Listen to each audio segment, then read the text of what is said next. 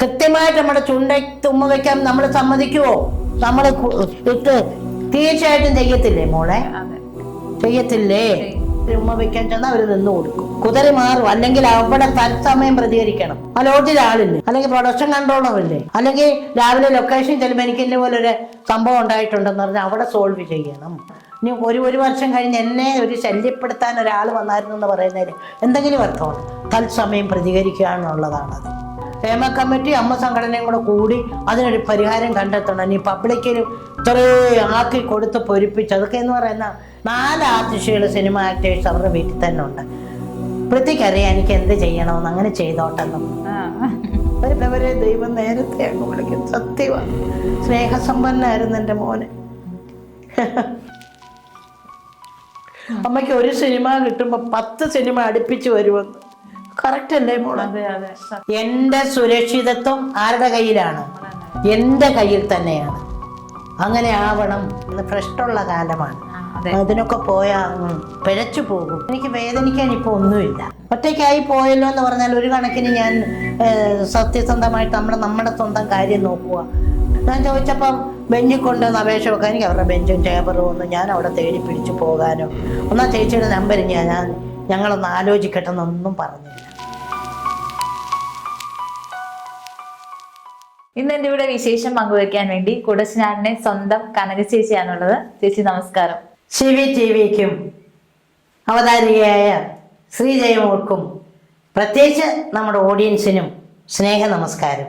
ഒരുപാട് തിരക്കുകളുണ്ടെന്ന് അറിയാം, എന്നാലും ഇപ്പോഴത്തെ വിശേഷം എന്താ ചേച്ചി? ഇപ്പോഴത്തെ വിശേഷം ഇപ്പോൾ ഇന്നലെയും ഞാൻ സൂപ്പർ ജെമിനിയുടെ പ്രൊമോഷൻ ഇന്റർവ്യൂവിന് വേണ്ടി പോയിട്ട് വന്നതാണ്. ഇന്നലെ ഞങ്ങൾ 3 സ്കൂളിൽ പോയി. 2 ദിവസത്തേക്ക് മുമ്പേ കണ്ണൂർ 4-5 ഹയർ സെക്കൻഡറി സ്കൂളും കോളേജുകളിലും ഒക്കെ ആയിരുന്നു. നല്ല നല്ല പ്രതികരണമാണ്. നമ്മൾ ചെല്ലുമ്പോഴേ പിന്നെ നമ്മുടെ കോർപ്പറേഷൻ ഞാനും നമുക്ക് ഭയങ്കര ആരവത്തോടാണ് കുട്ടികളെ സ്വീകരിക്കുന്നത്. ഇപ്പൊ എത്ര സിനിമകൾ ചെയ്തു? ഞാൻ 13 സിനിമ ചെയ്തു. അതിൽ 3 റിലീസായി. ജയ ഹേ പാപ്പച്ചനൊടുവിലാണ്. വ്യത്യസ്ത കഥാപാത്രങ്ങളാ നമ്മൾ ഗുരുവായൂരമ്പല നടയിൽ. ഇതിപ്പോ കഴിഞ്ഞ ആഴ്ച കിട്ടിയതാണ്.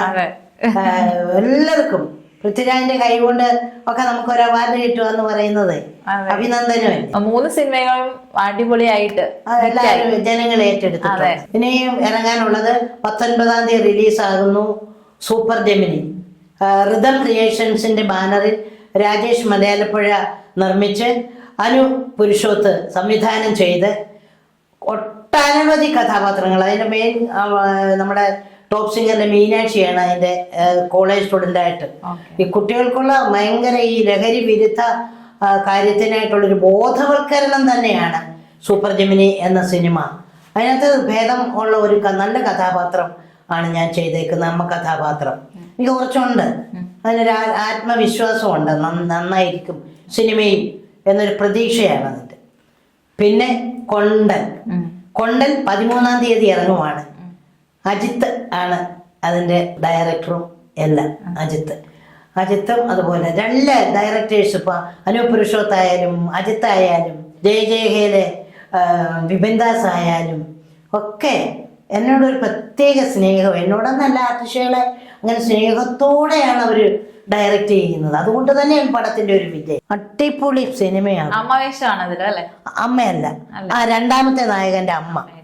വലിയ അത് അത് നല്ലൊരു മെസ്സേജാണത്. നല്ല തന്നെയല്ല, ഈ സാധാരണക്കാരും മുതലാളിമാരും തമ്മിലൊക്കെയുള്ള സാധാരണ മത്സ്യം വിറ്റ് സത്യസന്ധമായി ജീവിക്കുന്ന തൊഴിലാളികളും മറ്റുള്ള വൻപൻ മുതലാളികളും ഒക്കെ തമ്മിലുള്ള അന്തരങ്ങൾ നമുക്ക് മനസ്സിലാക്കാം. കള്ളത്തരങ്ങളും കൊള്ളയും എല്ലാം അതിനകത്ത് നമുക്ക് തിരിച്ചറിയാൻ കഴിയുന്ന രീതിയിലുള്ള ഒരു കടലിനകത്താണ് കൂടുതലും അതിൻ്റെ ഷൂട്ട്. ഞങ്ങൾക്ക് കുറച്ച് ദിവസമേ ഉള്ളൂ ഞങ്ങളൊക്കെ. പിന്നെ പെപ്പയുടെ പടമാണ്. പിന്നെ സെക്കൻഡ് നായകൻ രാഹുലും അവരൊന്നിനും കിടപിടിച്ചു എടുക്കുന്ന സീനുകളാണ്. ചേച്ചി ശരിക്കും 3ാമത്തെ വയസ്സിലാണ്. 3ാമത്തെ വയസ്സിൽ നമ്മുടെ കുടശനാട് ഒരു തിരുവാതിര സെറ്റ്, നമ്മുടെ ഗ്ലോബൽ മീഡിയ പ്രസാദ് സാറിൻ്റെ അപ്പച്ചി ഇവിടെ തിരുവാതിര സെറ്റ് ഉണ്ടായിരുന്നു. അവർക്ക് പഠിപ്പിച്ചപ്പോൾ പൂതനാമോക്ഷം എന്ന തിരുവാതിരയ്ക്ക് ഒരു ഉണ്ണിക്കണ്ണനെ വേണം. പൂതനെ കൊല്ലുന്ന ഒരു ഉണ്ണിക്കണ്ണനെ വേണം. 3 വയസ്സിൽ അമ്മ ഞാൻ 9 വയസ്സ് വരെ പാല് കുടിച്ചു. ഉള്ളേര് വെള്ള ഒത്തിരി. അപ്പോൾ മൂന്നാമത്തെ വയസ്സ് അമ്മയുടെ മടിയിൽ കുത്തുവരുന്ന പാല് കുടിക്കുമോ അവിടെ. അങ്ങനെ കുടിച്ചുകൊണ്ടിരിക്കുമ്പോഴാണ് അവർ തിരക്കി വരുന്നത്. അവർ കുടിച്ചുകൊണ്ട് മൊത്തം തിരക്കിയിട്ട് അവർക്കൊരു കൃഷ്ണനെ കിട്ടിയില്ല. അപ്പോഴാണ് ഓർമ്മ വന്നത് നാരായണിയമ്മയുടെ ഇളയ മോള് കനകമ്മ. ആ കൊള്ളാം, വട്ടം മുഖവും ചുരുണ്ട മുടിയൊക്കെ അവളിങ്ങനെ ഇവിടെ വരെ മുടി കിടക്കും അങ്ങനെ. അപ്പോൾ അങ്ങനെ എടുത്തുകൊണ്ട് പോകാം എന്ന് പറഞ്ഞാൽ അവർ വരികയും വാ നിറച്ച് മുലപ്പാലുമായിട്ട്, ആ മുലപ്പാലിൻ്റെ ഒരു മഹാത്മ്യം എന്ന് പറയുന്നത് അങ്ങനെ ആ പോകുന്ന വഴിയിലാണ് പ്രസൻറ്റ് ചെയ്യുവാണ് ആദ്യമായി കല. ആ മുലപ്പാലിൻ്റെ മഹാത്മ്യമയൊക്കെ കൂടെ പോയി പറഞ്ഞു തന്നു. അമ്മ പറഞ്ഞ് എന്നെ ഇങ്ങനെ ഞാൻ ചെയ്തോളാം എന്നാരെ കാണിച്ചെന്ന്. അങ്ങനെ പൂതന ചത്തു. അപ്പോൾ ആളുകൾ പിടിച്ചു മാറ്റാൻ വന്നപ്പോൾ പറഞ്ഞു മാറങ്ങോട്ട്, ഇനിയും കൊല്ലുവാ ഞാനിരുന്നെന്നും പറഞ്ഞാൽ ജന്മസിദ്ധമായുള്ള കല. അന്നെല്ലാവരും കൂടെ കൈയടിച്ച് എനിക്കിട്ട പേരാണ് ഇത്. കനകമ്മയല്ല, നമ്മുടെ നാടിൻ്റെ കനകമായിക്കോട്ടെ, കുടശനാട് കനകം കൈയടിച്ച് പാസ്സാക്കി. അന്ന് എനിക്ക് എൻ്റെ നാട്ടുകാരിട്ട പേരാണ് കുടശനാട് കനകം. സിനിമാക്കാരോട് ഞാൻ പറയുന്നത് കുടശനാട് എന്നുള്ളത് മറക്കരുത്. കനകം തെറ്റിയാലും കുടശനാട്. അപ്പം നാനാക്കാരൊക്കെ എനിക്ക് ഇന്റർവ്യൂലിട്ട പത്തരമായിട്ടുള്ള തങ്കമെന്ന്. തങ്കം തന്നെയാണ്. അപ്പൊ അരനൂറ്റാണ്ടിലേറെയായി 50 വർഷം നാടകം കളിച്ചു. നർത്തകി, നൃത്ത അധ്യാപികയുമായിരുന്നു. സെന്റ് സ്റ്റീഫൻസ് ഓർത്തഡോക്സ് ചർച്ച് സ്കൂളിലെ 20 വർഷം ആ സ്കൂളിൽ തന്നെ പഠിപ്പിച്ചു. 14 വയസ്സ് മുതൽ ഡാൻസ് പഠിപ്പിക്കുമായിരുന്നു. കൈയുടെ ഒരു പ്രശ്നം കൊണ്ട് ഞാനൊന്ന് ഒതുങ്ങി. തന്നെയല്ല, ഒത്തിരി കഷ്ടപ്പെട്ടതാണ്. നൃത്തം എന്ന് പറയുന്നത് നമ്മൾ ഒരുപാട് വിയർത്ത് കുളിച്ച് കഷ്ടപ്പെട്ടെങ്കിലല്ലേ പഠിപ്പിക്കാൻ പറ്റും. അത് പക്ഷെ നല്ല എക്സർസൈസസാണ്. അത് നിർത്തിയപ്പോഴാണ് ഈ വണ്ണം, നല്ല നല്ല ഷേപ്പുള്ള വണ്ണമായിരുന്നു അന്ന് ഡാൻസ് ചെയ്യുമ്പോൾ. ഇപ്പൊ തന്നെ ഒരു തിരുവാതിര നമ്മളൊന്ന് സെറ്റ് ചെയ്യാൻ പോയാട്ടെ ഒരാഴ്ച കൊണ്ട് നമ്മുടെ കടഞ്ഞെടുത്ത പോലെ ശരീരഘടന വരും. എന്ന് വെച്ചാൽ മെയ്യ് നല്ല ചലനം വരും ആ തിരുവാതിരയുടെ ആ ഒരു ഇത്. ഗുരുവായൂർ അമ്പലനടയില് ആ കൊറിയോഗ്രാഫി ചെയ്തത് ചേച്ചിയാണോ? അല്ലല്ലല്ല, അത് വേറെ. ഇതിന്റെ കൊറിയോഗ്രാഫി വേറെയാ. ഞങ്ങളുടെ സൂപ്പർ ജെമിനിയിലും അവര് തന്നെയാണ് മാഷന്മാര്. അവര് വേറെയാ കൊറിയോഗ്രാഫി ചെയ്ത് തന്നേക്കുന്നത് ഗുരുവായൂർ അമ്പലനടയിൽ. ആ ഡാൻസിന്റെ സ്റ്റെപ്പ് നല്ല നല്ല സ്റ്റെപ്പാ അത്.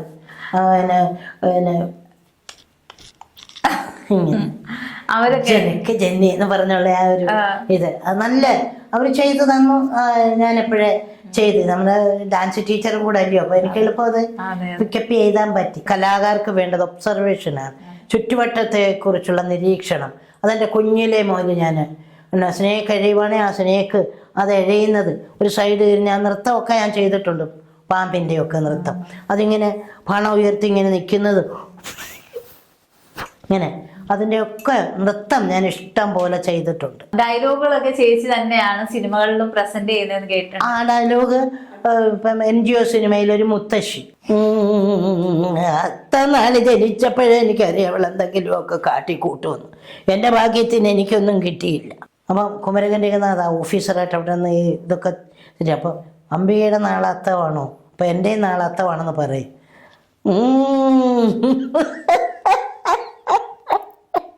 മോൻ്റെ നാളത്തവാണോ, വെറുതെ അല്ല വയറ് കീറി പുറത്തെടുത്തപ്പോഴാണ് ആ കട്ടന്മാർ പറഞ്ഞത് തള്ള കുഴിച്ചിട്ടേക്കാൻ. ഭയങ്കര ഇഷ്ടപ്പെട്ടാണ്. പിന്നെ ഓരോ സിനിമയ്ക്കും ഓരോ നമ്മുടെ ഓരോ കഥ, സിനിമയല്ല നാടകത്തിന് ഓരോ ക്യാരക്ടറിന് നമുക്ക് ഓരോ ഡയലോഗിന് വേറെ മോഡറേഷനാണ്. കഥാപാത്രം എന്താണെന്ന് വെച്ചാൽ അതിലേക്ക് നമ്മൾ ആ കഥാപാത്രത്തിന് വേണ്ടിയുള്ള ഡയലോഗ് പെർഫോമൻസ്, അതിനെ വാചികം എന്ന് പറയും. സിനിമയിൽ പോകുമ്പോഴത്തേക്കും കഥ കേൾക്കാറില്ല എന്ന് കേട്ടിട്ടുണ്ട്. എന്നെ സംബന്ധിച്ചിടത്തോളം ഒരു ഡയറക്ടറും അതിൻ്റെ രചയിതാവും എല്ലാം കൂടെ ഇരുന്ന് അത് പ്രിപ്പറേറ്റ് ചെയ്ത് ഒരു ഫൈനൽ തീരുമാനം എടുത്തതിന് ശേഷമാണല്ലോ ഒരു സിനിമ എടുക്കുന്നത്. അപ്പോൾ അവരെനിക്ക് തന്ന കഥാപാത്രത്തെക്കുറിച്ച് ഞാൻ എന്താണ് എൻ്റെ ക്യാരക്ടർ എന്ന് മാത്രമേ, മൊത്തം കഥ കേട്ടാൽ ആ കഥ മനസ്സിലിട്ട് നമ്മൾ അഭിനയിക്കാൻ തുടങ്ങും. അതല്ല അതിൻ്റെ ശരി. എന്നെ സംബന്ധിച്ചിടത്തോളം സിറ്റുവേഷൻ മാത്രം തരുമോ, ആ സിറ്റുവേഷൻ നമ്മൾ പ്രസൻറ്റ് ചെയ്യുക. അവർ പിന്നെ എഡിറ്റ് ചെയ്തല്ലേ അത് കഥയാക്കി ഫുള്ളാക്കുന്നത്. അത് നമുക്കറിയേണ്ട കാര്യമില്ല. നമുക്കെന്നല്ല, ഞാൻ എൻ്റെ കാര്യമാണ് പറയുന്നത്. എൻ്റെ ഒരു രീതി എനിക്കതാണ്. അതുപോലെ ഡയലോഗ് നേരത്തെ തന്നാൽ അതൊന്ന് പ്രിപ്പയർ ചെയ്ത് അപ്പോഴപ്പോഴും കേട്ട് പറഞ്ഞാൽ എനിക്കത് ഇഷ്ടമല്ല. അത് ഒറ്റ നാടകം കളിക്കുമ്പം പോലും, അമേച്ചർ നാടകങ്ങൾ കളിക്കുമ്പോഴും ഞാൻ എൻ്റെ ഡയലോഗ്സ് മൊത്തം പഠിച്ചിട്ടേ പ്രസൻറ്റ് ചെയ്യും. കാരണം ഇല്ലെങ്കിൽ മനസ്സുകൊണ്ടും ഒരു സെക്കൻഡ് ഡയലോഗിന് വേണ്ടി നമ്മൾ പോകും. ആ ക്യാരക്ടറിന് നമുക്ക് ഉൾക്കൊള്ളാൻ ഒരു ഇച്ചിരി ആ ഒരു യാഥാർത്ഥ്യം ഉണ്ടാവത്തില്ല. ഫോൺ ചെയ്ത് കേട്ട് ഒരാൾ പറയുന്നതില്ല, അതല്ല. നമുക്കതിനെക്കുറിച്ച് അറിയാമെങ്കിൽ നമ്മളങ്ങ് പ്രസന്റ് ചെയ്യാം. കേട്ടിട്ടുണ്ട് ഡയറക്ടേഴ്സിനോട് കുറെ കെഞ്ചിയിട്ടുണ്ട് ഒരു നല്ല തീർച്ചയായിട്ടും. അതിന്റെ പേര് നമുക്ക് പറയുന്നത് ശരിയല്ല. ഡയറക്റ്റ് ഇപ്പോൾ കണ്ടു കാണും, അവരൊക്കെ എൻ്റെ സിനിമ കണ്ടു കാണും. എനിക്കൊരു ചാൻസ് തരും, ജീവിക്കാൻ വേണ്ടിയാ. അല്ലാതെ എനിക്ക് മോഹമില്ല, ഞാൻ എടുക്കാത്ത ക്യാരക്ടേഴ്സ് ഇല്ല. അതുതന്നെയല്ല, ഒരു വർഷം ഒരു നാടക കളരിയിലെ ഒരു 10 കഥാപാത്രങ്ങൾ കാണും. ഞാൻ എൻ്റെ ക്യാരക്ടർ മാത്രമല്ല പഠിക്കുന്നത്, ഈ 10 ക്യാരക്ടറിൻ്റെയും ഡയലോഗ് എങ്ങനെ, നടപ്പ് എങ്ങനെ, അതെന്താണെന്ന് ഞാൻ അങ്ങ് മനസ്സിലാക്കും. അപ്പം നമ്മളൊരു 10 ക്യാരക്ടർ ചെയ്തു കഴിഞ്ഞു എന്നാണ് അതിൻ്റെ അർത്ഥം. ഒരെണ്ണേ നമ്മൾ സ്റ്റേജിൽ പ്രസന്റ് ചെയ്യുന്നുള്ളൂ. കടുകോളം വരുന്ന നാടകത്തിൽ 2 കഥാപാത്രമാണ് ഞാൻ ചെയ്യുന്നത്. മുറത്തിനകത്ത് അരിയും കൊണ്ട് വരുമ്പോൾ അവനിങ്ങനെ സുഹൃത്തിനോട് വഴക്കിട്ടിട്ട് വന്ന് ഇരിക്കുന്ന ആ സമയത്ത് അരി പാറ്റിക്കൊണ്ടിങ്ങനെ നുള്ളിപ്പറക്കി. എനിക്ക് തോന്നുന്നു അവന് വിഷമാവാൻ മാത്രം നീ എന്തെങ്കിലും പറഞ്ഞു കാണും, അല്ലാതെ വെറുതെ അങ്ങനെ ദേഷ്യപ്പെടുന്നവനൊന്നുമല്ല ശശാങ്കൻ. എടാ, അവൻ്റെ അച്ഛൻ്റെ കാര്യം ഓർത്ത് വേവലാതി പെട്ടുകൊണ്ടിരിക്കുമ്പോൾ നീ കാശിൻ്റെ കൂട്ടം പറഞ്ഞെന്ന് അവന് വിഷമം വരുത്തില്ലയോ? ഈ കഥാപാത്രം എടുത്തുകൊണ്ടിരിക്കുമ്പോൾ തന്നെ ഈ തള്ളയുടെ ഈ മോൻ്റെ എല്ലാം കൂടെ, ആ പെണ്ണിൻ്റെയും ഭർത്താവിൻ്റെ എല്ലാം കൂടെ കേസ് വാദിച്ച് അതിന് ഫൈനൽ തീരുമാനം എടുക്കുന്ന ജഡ്ജിയായിട്ട് ഞാനാണ് പോകുന്നത്. എനിക്ക് തോന്നുന്നു അവന് വിഷമമാകാൻ മാത്രം ഈ ഡയലോഗ് ഒരു ജഡ്ജി ആകുമ്പോൾ ചേഞ്ചാണ്. ഈ നിൽക്കുന്ന ജോജി എബ്രഹാം, 42 വയസ്സ്. കഴിഞ്ഞ 1/2/2018 താങ്കളുടെ വാസസ്ഥലമായ വീട്ടിൽ വന്ന് താങ്കളെ അസഭ്യം പറയുകയും അശ്ലീലച്ചുവയോട് സംസാരിക്കുകയും ലൈംഗിക വീഴ്ചയ്ക്ക് താങ്കളെ ക്ഷണിക്കുകയും ചെയ്തെന്ന് പറഞ്ഞത് ഈ പരാതിയിൽ പറയുന്നത് സത്യമാണോ? അല്ലേ? ഇത് നിങ്ങളുടെ പരാതിയാണ്.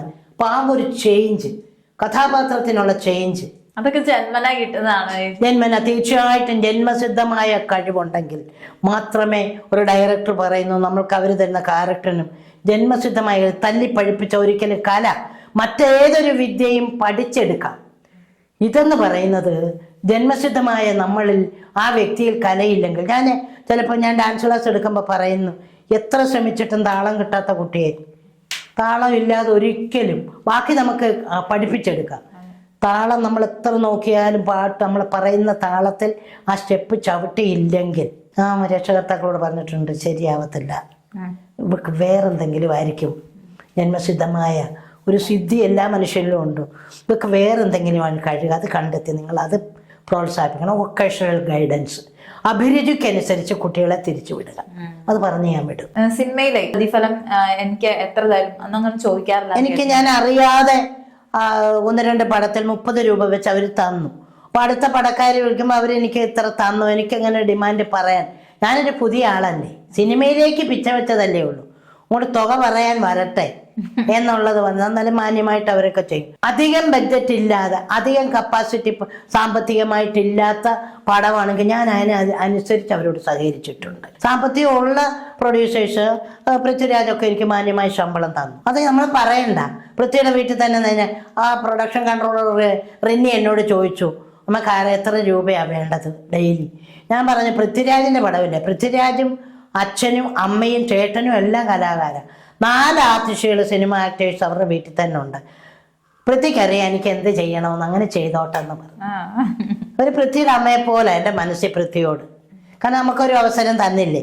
പൃഥ്വിയുടെ അടുത്ത പടത്തിലും എനിക്ക് അവർ അനൗൺസ് ചെയ്തു, എനിബഡിയാണോ നോബഡി. ആ മോളുണ്ടായിരുന്നല്ലോ അന്ന്, നോബഡി. എനിക്ക് അതിനകത്ത് ഉണ്ടെന്ന് ഞാൻ അറിഞ്ഞു വേഷം.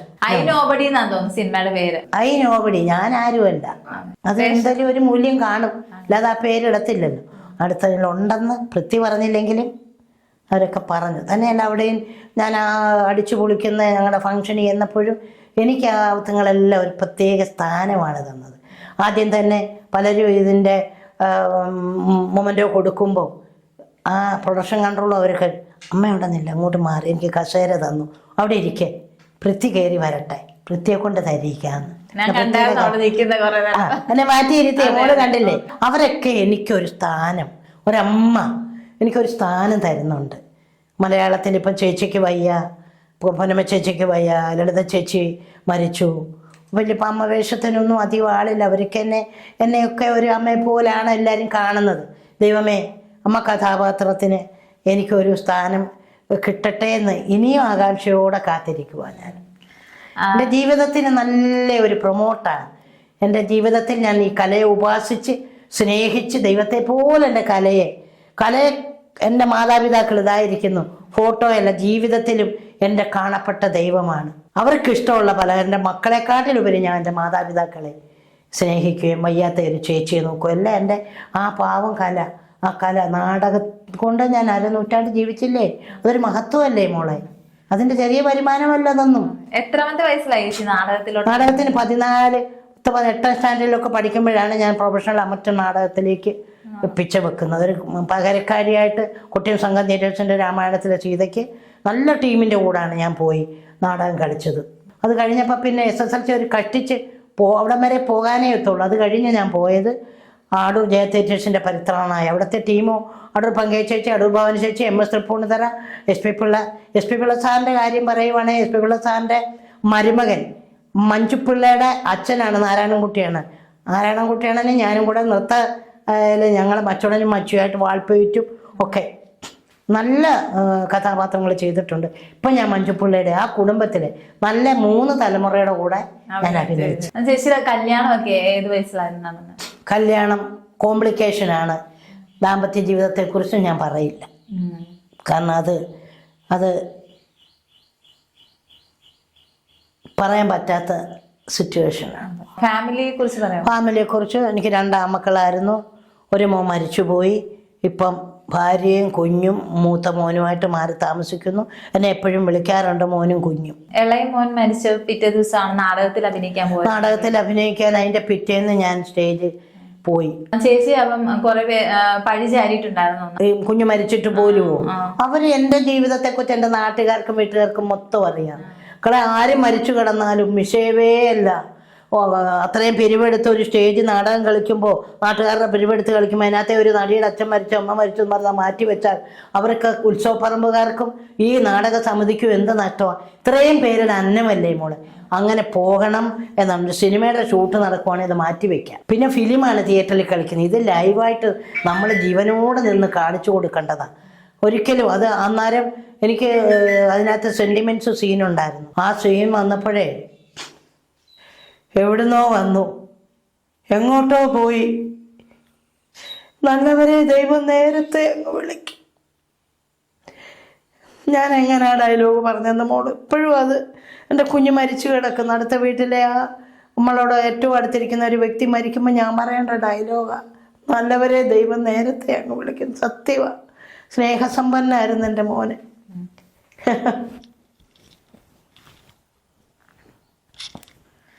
അമ്മയ്ക്ക് ഒരു സിനിമ കിട്ടുമ്പോൾ 10 സിനിമ അടുപ്പിച്ച് വരുമെന്ന്. കറക്റ്റ് അല്ലേ മോളെ? കുഞ്ഞ് കാണാനില്ലാതെ പോയി. എൻ്റെ മാതാപിതാക്കൾ ഈ സമയത്ത് അവർക്ക് ദാരിദ്ര്യമില്ലാതെ എൻ്റെ ഇഷ്ടത്തിന് ഇത്തിരി ഫുഡ് ഉണ്ടാക്കി കൊടുക്കാനും സ്നേഹിക്കാനും ഈ സമയത്താണ് വേണ്ടത്. പക്ഷെ അവരില്ലാതെ പോയതാണ് എൻ്റെ ഒരു ഭയങ്കര വേദനയാണ്. അതൊക്കെ നമ്മളെന്നും കൂടെ വേണമെന്ന് പറയൊക്കെ വാർദ്ധക്യ സഹജമായിട്ട് മരിച്ചതാണ്. നല്ല പ്രായമായിട്ട് 87 വയസ്സൊക്കെ ആയപ്പോഴാണ് മരിക്കുന്നത്. എൻ്റെ അച്ഛൻ നല്ല സപ്പോർട്ടായിരുന്നു. അച്ഛൻ്റെ കലയാ. അച്ഛൻ പാടും, ഗഞ്ചിറ മൃദംഗവും ഒക്കെ വായിക്കും. അച്ഛൻ ആദ്യം നാടകക്കാർ വന്ന് വിളിച്ചു. നമ്മുടെ ഇവിടെ അഡ്വക്കേറ്റ്, ഹൈക്കോർട്ടിലെ അഡ്വക്കേറ്റ് സാറും പുലിയമത്തെ കുറുപ്പ് സാറും കൂടാണ് വന്നത്. ഇതിൻ്റെ തൊട്ട് വടക്കേലാണ് സാർ ഇപ്പോൾ താമസിക്കുന്നത്. അപ്പോൾ വന്ന് വിളിച്ചപ്പോൾ അച്ഛൻ കൊച്ചിനെ നാടകത്തിന് വിളിക്കുന്നത് ഫ്രഷുള്ള കാലമാണ്, ഇതിനൊക്കെ പോയാൽ പിഴച്ചു പോകും എന്നൊക്കെ പറയുന്ന ഒരു കാലഘട്ടമായിരുന്നു. മടിച്ചെങ്കിലും ആരെയൊക്കെ കൊണ്ടുവന്ന് റെക്കമെൻഡ് ചെയ്ത് എന്തായാലും അച്ഛൻ പറഞ്ഞ എന്നാൽ ഒരെണ്ണത്തിന് വിട്ടോന്ന്. ഒരെണ്ണം കഴിഞ്ഞപ്പോഴത്തെ കയ്യഴിയുടെ ഘോഷയാത്ര. അപ്പോൾ അന്ന് മുതൽ പിന്നെ അങ്ങ് ഇതെൻ്റെ ഉപജീവന മാർഗമായി. നമ്മുടെ വീടിന് അച്ഛനും അമ്മയ്ക്കും ഒക്കെ ഇതുകൊണ്ട് നമ്മുടെ ജീവിത മാർഗമായി. കല ഒരിക്കലും കല ഉള്ളിലുള്ളത് നമ്മൾ ഉപജീവന മാർഗമാകാവുന്നൊന്നും ആരും വേണം. പ്രസന്റ് എവിടെയെങ്കിലും ഒന്ന് പ്രസന്റ് ചെയ്യാൻ വേണ്ടി ബെമ്പൽ കൊള്ളും. അത് കഴിയുമ്പോഴാണ് നമ്മൾ പൈസയ്ക്ക് വേണ്ടി പിന്നെ പോകുന്നത്. എന്നാലും ഒരിക്കലും പ്രതീക്ഷിച്ചില്ല ഇങ്ങനെ ഒത്തിരി കഷ്ടപ്പെട്ട് പഠിക്കുന്നതിന് മുമ്പേ എത്രയോ ഡിഗ്രി എടുത്ത് നിൽക്കുന്നു ജോലിയില്ലാതെ. ദൈവം തന്ന എൻ്റെ കലയോട്, ഈശ്വരവരദാനമായ കലയോട്, എൻ്റെ ദൈവത്തെ പോലെ ഞാൻ ആരാധിക്കുന്ന എൻ്റെ കല മക്കളെ. നാടകം എന്നാൽ നാടിനകമാണ് നാടകം. തത്സമയം മനുഷ്യ മനസ്സിന് മാറ്റമുണ്ടാകുന്ന കലാസൃഷ്ടിയാണ് നാടകവും സിനിമയും. കാരണം കഥാപാത്രങ്ങളൊക്കെ ഇങ്ങനെ മനസ്സിലൂടെ ഓടുമ്പോൾ എത്രയോ ചേഞ്ച് വരും മനസ്സിന്. തമിഴിലെ വിശേഷം പറയേച്ചി. തമിഴില് പോയല്ലോ അഭിനയിക്കാൻ. തമിഴ് പടം ഇതുപോലെ നമ്മുടെ ജയജയനെ കണ്ടിട്ടാണ് അവർ വേറെ രണ്ടമ്മമാരെ വെച്ച് മാറി മാറി എടുത്ത് 40 ദിവസം എടുത്തതാണ്. ഈ അമ്മയെ കിട്ടിയ കൊള്ള ഇതിന് പറ അവർക്ക് എന്തോ ഇഷ്ടപ്പെടാതെ ആ 2 ക്യാരക്ടറും ചെയ്തത് മാറ്റി കട്ട് ചെയ്തിട്ട് തന്നെ റീഷൂട്ട് ചെയ്ത് കയറ്റിയത്. തമിഴൊക്കെ അറിയാമോ? തമിഴ് ഇതിപ്പോൾ ഒരു ഡയലോഗ് നമ്മളെ പറഞ്ഞുകൂടാ, എന്നാലും നല്ലതായിട്ട് എനിക്ക് പ്രസന്റ് ചെയ്യാൻ പറ്റി. പോകുന്നില്ല എന്നൊക്കെ മടിച്ചോ, ജയജയം പോകുന്നില്ലെന്ന് മടിച്ചതാ. അത് ഒരുപാടടുത്ത് നമ്മൾ പോയി കെഞ്ചിയിട്ടുണ്ട് വലിയ വലിയ ഡയറക്ടേഴ്സിനോട്. അവരാരും നമ്മളെ ഒന്നും മൈൻഡ് ചെയ്തില്ല, പുറം കൈക്ക് തട്ടി. പക്ഷെ ഞാൻ ഈ അഭിനയമോഹം കൊണ്ടല്ല, ഞാൻ എടുക്കാത്ത കഥാപാത്രങ്ങളുണ്ടോ, ഏതൊരു ക്യാരക്ടറും എനിക്ക് ചെയ്യണമെന്ന്, എനിക്ക് ഇന്ന കഥാപാത്രമെന്നല്ല, ഒരു ധർമ്മക്കാരി ആയിക്കോട്ടെ, മൂല്യമുണ്ടാകണം. ചില സിനിമ ഇപ്പം എന്നെ വിളിച്ചത് ഒരു പടമുണ്ട്, അവിടെ ചെന്നപ്പോൾ എനിക്കൊരു വേലക്കാരി ആയാലെന്താ, രാപ്പകലിനകത്ത് മമ്മൂട്ടി വേലക്കാരനല്ലേ, മൂല്യമുള്ള ക്യാരക്ടർ ആവണം. അതിനെനിക്ക് ഭയങ്കര വിഷമമായിരുന്നു. ഞാൻ അവരോട് തുറന്നു പറയുന്നുണ്ട്, എന്നെ മേലാൽ എനിക്ക് ഇച്ചിരി നല്ല ക്യാരക്ടർ, പൈസ വാങ്ങിക്കുന്നതിലുപരി എൻ്റെ കഥാപാത്രത്തോട് നീതി പുലർത്താൻ പറ്റുന്ന ക്യാരക്ടർ തരണം. ചെയ്തില്ലേ? ഞാൻ ചെയ്തു. ഇടയ്ക്ക് വെച്ചൊക്കെ എനിക്ക് പോകുന്നെങ്കിലും പിന്നെയും ചെയ്ത് പൂർത്തിയാക്കി കൊടുത്ത ആ പടം. പേര് പറയുന്നില്ല, കാരണം നമ്മളെ സിനിമ കൊണ്ട് നമ്മൾ അന്നം ഉണ്ടെന്ന കലയുടെ അത് പറയുന്നില്ല. ഞാൻ തമിഴിൽ എന്നിട്ട് പോകുന്നില്ല എന്നൊക്കെ വെച്ചെങ്കിൽ അവർ ഇവിടെ വന്ന് ഒന്ന് പ്രിപ്പയർ ചെയ്ത് നോക്കി. അപ്പോൾ എനിക്ക് 2 ഡയലോഗ് അവർ സ്ലിപ്പിനകത്ത് ഇട്ട് തന്നു, അതൊന്ന് പറഞ്ഞു നോക്കാൻ പറഞ്ഞു. അവരിങ്ങ് വന്നു, സ്ക്രിപ്റ്റ് റൈറ്റർ പ്രസന്ന അങ്ങനെ പേര്, അവരിങ്ങ് വന്നു. ഇവിടെ വന്നുകൊണ്ട് ഇപ്പുറത്ത് മുരളി സാറിൻ്റെ ഞക്കമുലക്കിൽ നമ്മുടെ IOBയിലെ റിട്ടയേർഡ് മാനേജരാണ്, ഞങ്ങളുടെ റിലേഷനാണ്. ഈ വീടിന് വേണ്ടി ഞങ്ങളെ ഭയങ്കരമായിട്ട് പ്രോത്സാഹിപ്പിച്ചുകൊണ്ട് സാറിൻ്റെ വീട്ടിലോട്ടാവും, കാരണം എനിക്ക് വാടക വീട്ടിൽ അതിനുള്ള സൗകര്യമില്ല. അപ്പോൾ വന്നു, വഴി പറഞ്ഞു കൊടുക്കാൻ നിന്നത് ഞാനാ. അന്ന് എൻ്റെ വീടിൻ്റെ കല്ലിടിയിലാണ്, എൻ്റെ വീടിൻ്റെ വാർപ്പിൻ്റെ അന്നാണ് ഡയറക്ടറും അസോസിയേറ്റും കൂടെ വരുന്നത്. ഒരു വലിയ നിമിത്തമാണ്. അമ്മേ ഇതാണ് എനിക്ക് വേണ്ടത് എന്ന് പറഞ്ഞാൽ ഒറ്റ നോട്ടത്തിൽ തന്നെ അയാൾക്ക് അങ്ങ് ഇഷ്ടപ്പെട്ടു. എന്നിട്ട് എന്നോട്, ഞാൻ കരിങ്കാളിയല്ലേ, കൊടുങ്ങല്ലൂർ വാഴണ പെണ്ണാളെ, കൊടുവാളെടുത്ത് ചുടു ദാരികൻ ചോരയിൽ നീരാടി, ഇതൊക്കെ ഞാൻ കാണിച്ചപ്പോഴത്തേ അതൊക്കെ വീഡിയോ എടുത്തുകൊണ്ട് പോയി. അതിനകത്തും ദേവി ആടുന്നുണ്ട്, ഞാൻ ആടുന്നുണ്ട്. അതൊക്കെ ഭയങ്കര ഒരു ക്യാരക്ടറാണ് ചെയ്ത് വെച്ചേക്കുന്നത്. 2ാം വിവാഹം എന്ന് പറയുന്ന ഷഷ്ടി പൂർത്തിക്ക മണവാളനും മണവാട്ടിയും പോലെ ഒരുക്കി കുതിരവണ്ടിയെ വന്ന് ഇറങ്ങി പിള്ളേർ 2 സൈഡിൽ നിന്ന് ഡാൻസ് ചെയ്ത് സ്റ്റേജിൽ കയറ്റി. കൊച്ചിലെ മുതലുള്ള ഞങ്ങളുടെ ഭാര്യയുടെ ഭർത്താവിൻ്റെ ലവ് സീനുകളും പൂതരുന്നതും ഒക്കെ ഈ 2 സ്ക്രീനിൽ വിട്ട് നല്ല നമ്മളെ ത്രൂ ഔട്ട് ക്യാരക്ടർ പ്രതീക്ഷയോടെ ഇങ്ങനെ കാലനീട്ടി കാത്തിരിക്കും അതൊന്ന് റിലീസാവാൻ. അതെൻ്റെ ഓഡിയൻസ് എടുക്കും, ജയജയെ പോലെ അത് ഓഡിയൻസ് എടുക്കും. പിന്നെ നമ്മളെ ദൈവം അനുഗ്രഹിച്ചു, ദൈവം തന്ന വരദാനമായ കലാകാരിയാണെന്ന് എനിക്ക് ആത്മവിശ്വാസമുണ്ട്. എനിക്ക് ഏതൊരു ക്യാരക്ടറും ചെയ്യാൻ പറ്റുമെന്ന് അഹങ്കാരമല്ല, ആത്മപ്രശംസയല്ല, ആത്മസംതൃപ്തിയുണ്ട്, സെൽഫ് കോൺഫിഡൻസ് ഉണ്ട്, എനിക്ക് എടുക്കാൻ പറ്റുമെന്ന്. തരണ്ടേ, തരുമ്പോ ചെയ്യും. ചേച്ചി താമസിക്കുന്നൊക്കെ ഒറ്റയ്ക്കാണല്ലോ, ദൈവവും ഞാൻ ആരെ വെച്ചാലും പറയും, വീട്ടിൽ ആരുണ്ട്, ഞാനും ദൈവവും. പിന്നെ രാവിലെയും വൈകിട്ടും ഒക്കെ മോനും കുഞ്ഞും ഒക്കെ വിളിച്ച് സംസാരിക്കും. വളരെ സന്തോഷത്തിലാണ് ഞാൻ. എനിക്ക് വേദനിക്കാൻ ഇപ്പോൾ ഒന്നുമില്ല. ഒറ്റയ്ക്കായി പോയല്ലോ എന്ന് പറഞ്ഞാൽ ഒരു കണക്കിന് ഞാൻ സത്യസന്ധമായിട്ട് നമ്മുടെ സ്വന്തം കാര്യം നോക്കുക. ഫ്രീഡം ഒരു അല്ലെങ്കിൽ ഈ മാതാപിതാക്കളെ മക്കളുടെ അതിൻ്റെ മക്കളെ ഒക്കെ നോക്കിക്കിടന്ന് നരകിക്കാതെ ഒരു 45-50 വയസ്സാകുമ്പോൾ അവർ മാറി അവരുടേതായ സെപ്പറേറ്റ് ഒരു സേഫ്റ്റിക്ക് വേണ്ടി മാറി താമസിക്കുന്നതാണ് ഏറ്റവും നല്ലത്. അവരുടെ മക്കളെയൊക്കെ അവർ വളർത്തട്ടെ, അതിന്റെ ബന്ധപ്പാട് അറിയണ്ടേ. മാതാപിതാക്കൾ സംരക്ഷണയോട് അവർ സ്വയം കുറച്ചൊന്ന് സുഖം അനുഭവിക്കാൻ വേണ്ടി മാറി നിൽക്കണമെന്നാണ് എൻ്റെ വിശ്വാസം, എൻ്റെ ആഗ്രഹം. അമ്മ സംഘടനയിലുണ്ടോ ചേച്ചി? ഞാൻ അമ്മ സംഘടനയിലില്ല. ഞാൻ ചേരണം എന്നുള്ളൊരു ഉദ്ദേശശുദ്ധിയോടാണ് മുന്നോട്ട് വന്നത്. കാരണം സാമ്പത്തികം വേണം. അപ്പം ഈ വീടിൻ്റെയൊക്കെ കാര്യത്തിന് 3-4 ലക്ഷം രൂപ ചിലവായിരിക്കുവാണ്. ഇനിയിപ്പോൾ നല്ല സിനിമകളൊക്കെ ചെയ്ത് വരണം, അപ്പോഴെനിക്കത് ചെയ്യാം. പൃഥ്വിരാജ് ഉണ്ടല്ലോ, എന്നെ അറിയാവുന്നവരെല്ലാം അതിലുണ്ടല്ലോ. അല്ലെങ്കിൽ ഓരോ സിനിമയ്ക്കും ഇത്ര രൂപ വെച്ച് അടച്ചാൽ മതിയല്ലോ. ചേരണമെന്നൊരു ആഗ്രഹത്തെ ഇരിക്കുമ്പോഴാണ് ഈ ഉള്ള ഈ കാര്യങ്ങളൊക്കെ വന്ന് വീഴുന്നത്. ഹേമ കമ്മിറ്റി ഇപ്പം മോളെ അത് ഞാൻ നല്ല രീതിയിൽ ഞാൻ റിപ്പോർട്ടർ ചാനലിനെ അറിയിച്ചിട്ടുണ്ട്.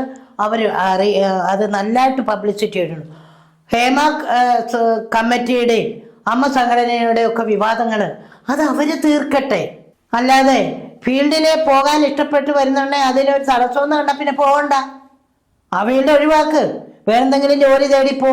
ഇതിനേ നിന്നിട്ട് ഇതിനോട് വർത്താനം പറഞ്ഞ് ഇതിൻ്റെ കാര്യങ്ങൾ സിനിമാ ഫീൽഡിനെ കുറിച്ച് ഒരു താറുമാറാക്കുന്ന രീതിയിൽ മുന്നോട്ട് പോകാതിരിക്കാൻ മോളെ, കോടിക്കണക്കിന് ആർട്ടിസ്റ്റുകളാണ് ഇതുകൊണ്ട് ജീവിക്കുന്നത്. അവരൊക്കെ ഇത് ബാധിക്കും. മറ്റുള്ള രീതി, ഇപ്പം നമ്മൾ വീട്ടിലൊരു കാര്യം നടന്നു, നമ്മുടെ വ്യക്തിക്കൊരു കാര്യം, കുടുംബത്തിലുള്ളവർ സോൾവ് ചെയ്യണം. നമ്മൾ പോകുന്ന വഴിക്ക് നമുക്ക് ഒരാൾ, അല്ലെങ്കിൽ നാം ഒറ്റയ്ക്ക്, ഇപ്പം ഞാൻ തന്നെ ഇവിടെ ഉള്ളു, ഒരാൾ വന്ന് എന്നെ കയറി പിടിച്ചു, ഇപ്പൊ ഇവിടെ കിടന്ന് വിളിവിളി കൂട്ടി അയലത്തുള്ളവരെ അറിയിക്കണം. അല്ലെങ്കിൽ തന്നെ അപ്പോഴത്തന്നെ അവൻ ഇറങ്ങുന്ന വഴി ബ്ലോക്ക് ചെയ്തിട്ട് അപ്പോഴത്തന്നെ എന്തെങ്കിലും, ഇപ്പോഴെന്ത് ഉപാധിയാണ് ഇല്ലാത്തത്? ഫോൺ വിളിച്ച അപ്പോഴേ ആളുകൾ വരത്തില്ലേ? വിളിവിളി കൂട്ടണം. ഇനി ഒരു വർഷം കഴിഞ്ഞ് എന്നെ ഒരു ശല്യപ്പെടുത്താൻ ഒരാൾ വന്നായിരുന്നു എന്ന് പറയുന്നതിൽ എന്തെങ്കിലും അർത്ഥമുണ്ട്? തത്സമയം പ്രതികരിക്കുക എന്നുള്ളതാണത്. ഇപ്പൊ കുടുംബത്തിൽ എന്തെങ്കിലും പ്രശ്നമുണ്ടോ, കുടുംബക്കാർ പരസ്പരം ഇരുന്ന് അത് ചർച്ച ചെയ്ത് തീർക്കുക. അതുപോലെ ഹേമ കമ്മിറ്റി, അമ്മ സംഘടനയും കൂടെ കൂടി അതിനൊരു പരിഹാരം കണ്ടെത്തണം. ഇനി പബ്ലിക്കിലും ഇത്രയും ആക്കി കൊടുത്ത് പൊരിപ്പിച്ച്, അതൊക്കെ എന്ന് പറയുന്ന എന്നെ സംബന്ധിച്ചിടത്തോളം അത് അവർ തീർക്കട്ടെ അവരുടെ വഴിക്ക്. ഞാൻ ഇതിലൊന്നുമില്ല. എനിക്ക് എൻ്റെ ഉപജീവന മാർഗം, എന്നെപ്പോലെ ആയിരക്കണക്കിന് ആളുകളുടെ അന്നമാണ് സിനിമ.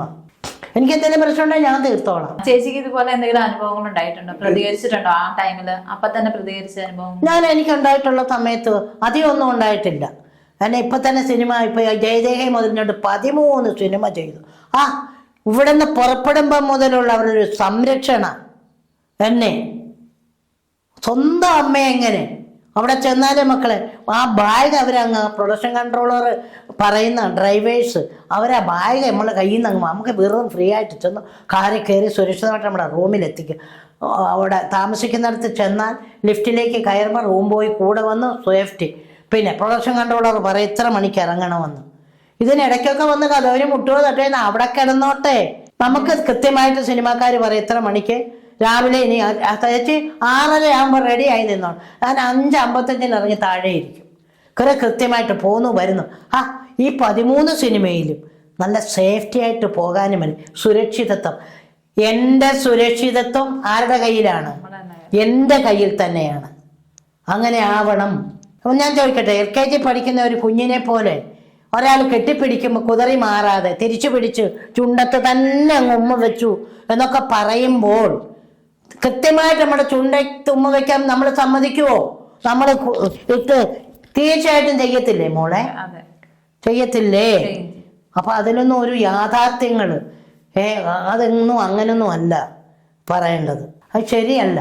ഒരാളെ തിരിച്ചു പിടിച്ച് കുതറി, ഒരു 3 വയസ്സുള്ള കുഞ്ഞുങ്ങൾ കുതറുപോലെ നമ്മളെ ഇഷ്ടപ്പെടാത്ത ഒരാൾ ഉമ്മ വയ്ക്കാൻ ചെയ്യുന്ന പിള്ളേർക്ക് ഇഷ്ടമല്ല. അവരുടെ അച്ഛനും അമ്മയും മാതാപിതാക്കളും ഏറ്റവും കൂടുതൽ സ്നേഹിക്കുന്നവർ ഉമ്മ വയ്ക്കാൻ ചെന്നാൽ അവർ നിന്ന് കൊടുക്കും, കുതറി മാറും. അല്ലെങ്കിൽ അവിടെ തത്സമയം പ്രതികരിക്കണം. ആ ലോഡ്ജിൽ ആളില്ലേ, അല്ലെങ്കിൽ പ്രൊഡക്ഷൻ കൺട്രോളർ ഇല്ലേ, അല്ലെങ്കിൽ രാവിലെ ലൊക്കേഷൻ ചെല്ലുമ്പോൾ എനിക്ക് ഇന്ന പോലെ ഒരു സംഭവം ഉണ്ടായിട്ടുണ്ടെന്ന് പറഞ്ഞാൽ അവിടെ സോൾവ് ചെയ്യണം. ഹേമ കമ്മിറ്റി, അമ്മ സംഘടനയും കൂടെ തീർക്കട്ടെ. നമ്മളെ ബാധിക്കുന്നതേ അല്ല ഇത്. ഞങ്ങൾക്ക് ജീവിക്കണം. ദൈവമേ, ഇതിനൊരു തടസ്സം ഉണ്ടാകാതെ മുന്നോട്ട് പോകട്ടെ. കോടിക്കണക്കിന് ആളുകളുടെ അന്നമാണ്. എനിക്ക് അപേക്ഷ, ആരും ഈ ഫീൽഡിനെ തകർക്കാൻ ഇറങ്ങിത്തിരിക്കരുത്. ഇപ്പൊ ഇനി സിദ്ദിഖ്, ശങ്കറെ, രോഹിണി തിരിച്ചു വരുന്നു, കലാഭവൻ മണിയുടെ നല്ലൊരു ടീമിന്റെ പൂജ കഴിഞ്ഞിരിക്കുമായിരുന്നു. ഈ വിവാദം വലിയ കാര്യത്തിൽ സിദ്ദിഖിന്റെ ഒക്കെ കൂടെ നമുക്ക് അഭിനയിക്കാൻ പറ്റുമല്ലോ എന്ന്. കാരണം ആർക്കാണ് ഈ ലോകത്ത് ഏത് മേഖലയിലാണ് പ്രശ്നങ്ങളില്ലാത്തത്?